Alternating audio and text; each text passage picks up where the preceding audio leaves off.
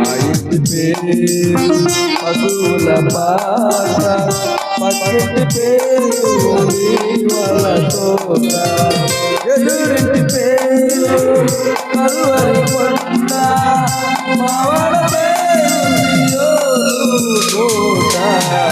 మా ఇంటి పేరు పశువుల పాట, పక్కింటి పేరు వాళ్ళ తోట.